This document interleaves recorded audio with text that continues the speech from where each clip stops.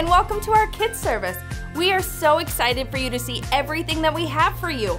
But before we do that, we're gonna need you to stand up, make some room, because we're gonna jump into some worship.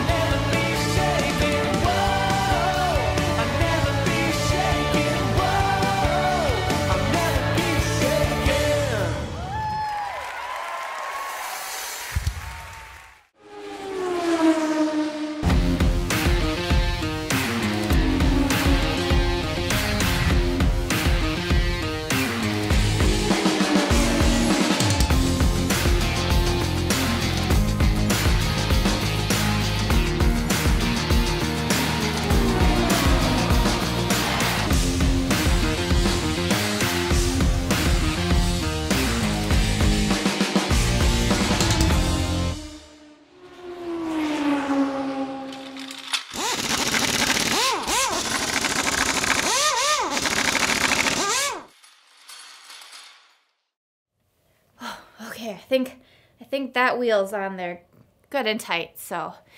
Hey everybody, I hope you came with a tank full of gas and that you are ready to race. This month in Kids, we're finding out how we can live with integrity. Integrity is choosing to be truthful in whatever you say and do. God made us to live with integrity. We've experienced God's love, which has changed us on the inside. So now we can show God's love on the outside with the way we live and the way we treat other people. Before we get into our Bible story today, let's start with our big answer. What is the big answer? It's the answer to the big question. This is a question you should get from that important adult in your life, and that is, What did you learn in kids' church today? Our big answer for today is when you're not truthful, you lose trust. And our memory verse for this series comes from the book of Proverbs. And it says, anyone who lives without blame walks safely, but anyone who takes a crooked path will get caught. Proverbs 10:9. Today we're in the 12th book of the Bible, 2 Kings. In this book, we can read about what happened with God's people while they were ruled by kings. This is where we meet a man called Naaman, who was commander of the armies in Syria. Unfortunately, Naaman had become very sick with a skin disease, and no one that he knew could heal him. But a servant girl from Israel, who knew the one true God, said that a prophet of God named Elisha could help Naaman. So Naaman made the long journey to Israel. Naaman reached Elisha's house, but Elisha didn't come out to meet him. Instead, he sent a messenger out to talk to Naaman. In 2 Kings 5:10, this messenger told Naaman, "Go, wash yourself in the Jordan River 7 times. Then your skin will be healed. You will be pure and clean again." Naaman wasn't very happy about this. First of all, he thought that Elijah himself should have come out to meet him, and he wasn't so sure about this plan to take a dip in the Jordan River. But Naaman eventually did as Elijah said. And sure enough, Naaman was healed. Naaman was so happy that he immediately traveled back to Elisha's house to thank him for healing him. Naaman said to Elisha in 2 Kings 5:15, "Now I know that there is no God anywhere in the whole world except in Israel, so please accept a gift from me." But Elisha said no. He didn't want to take a reward for something that God had done. So Naaman started back home towards Syria. That brings us to the next person in the story, Elisha's servant, Gehazi. Just so you know, he's kind of the villain in this story. Gehazi had heard what had happened between Naaman and Elisha. He thought that Elisha should have accepted a gift for healing Naaman, and he came up with a sneaky plan.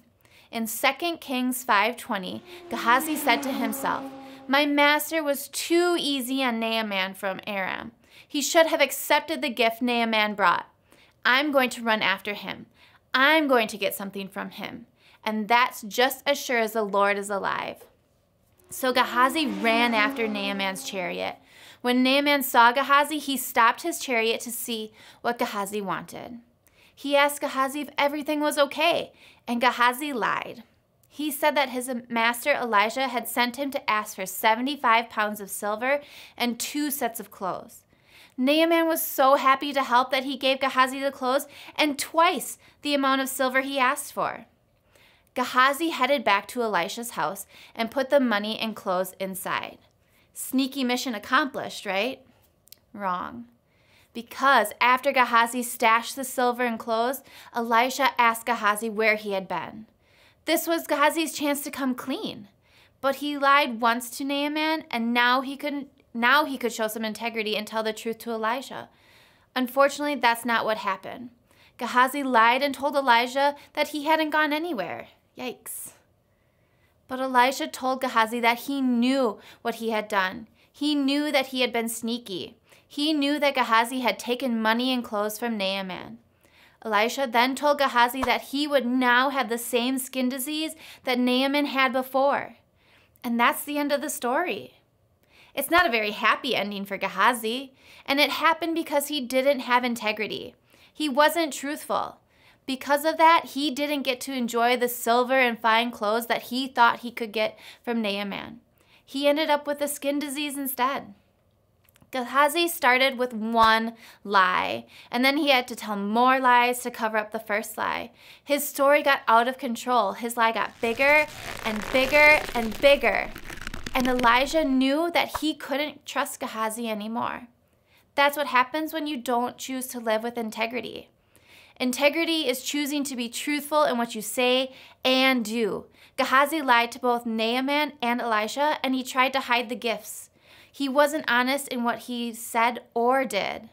So it's important that you tell the whole truth, even when it's hard. That means you need to be honest with your mom when she asks if you've eaten a healthy snack.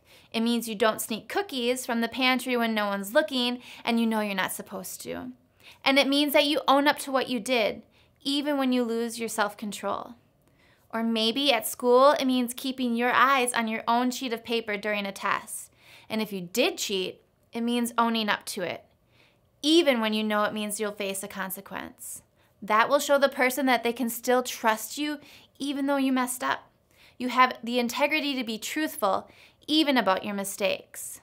If you're struggling to be truthful, think about the way Jesus lived. Jesus was always truthful in the way he acted and treated people. He was truthful with his whole life. He spoke the truth even when it was difficult, and we should follow his example. We can all work on being truthful in everything we say and do so that others will know that they can trust us. Just like our big answer says, when you're not truthful, you lose trust. All right, I gotta go tighten the rest of these tires on my car, so I'll see you guys later. It's time for Memory Verse Breakdown! Hey kids, today we're gonna break down this week's memory verse. Are you ready? Okay, here's this week's memory verse. You think you got it? Try saying it out loud.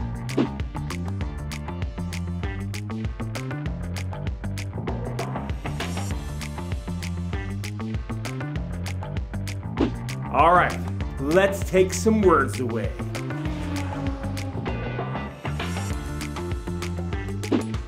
You think you still got it? Try saying it out loud again.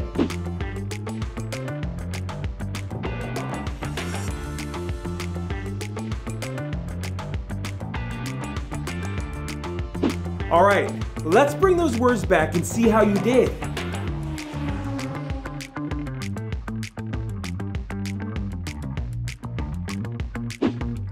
Did you get it right? Awesome. Well, that's this week's memory verse breakdown. How'd you do? Memory Verse Breakdown!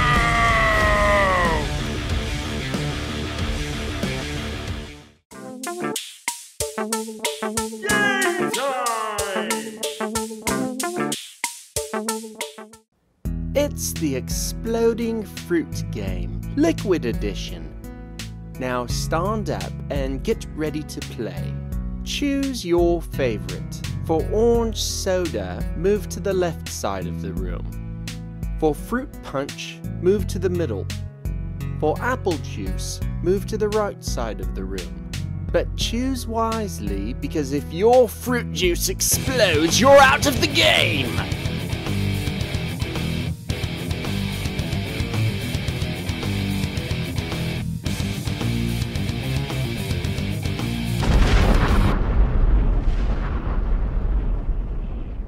If you chose orange soda, then you are out.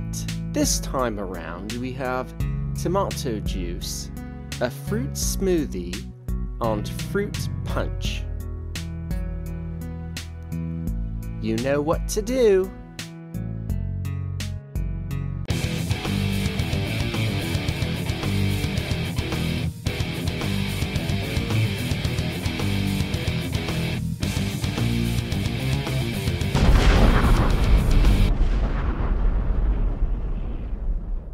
If you chose the fruit smoothie, then you are out. For the last round, we have tomato juice, fruit punch, and orange juice.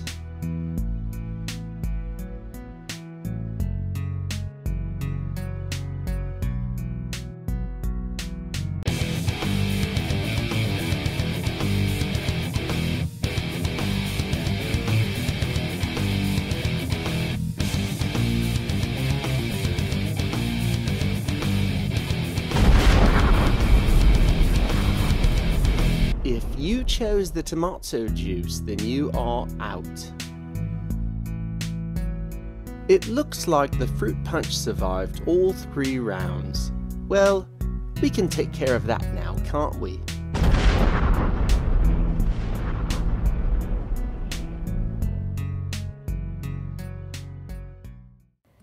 Thank you so much for being with us today. Before you leave, have that important adult in your life go to lifechurchgreenbay.com/kids, where you can grab our Kids Connect card.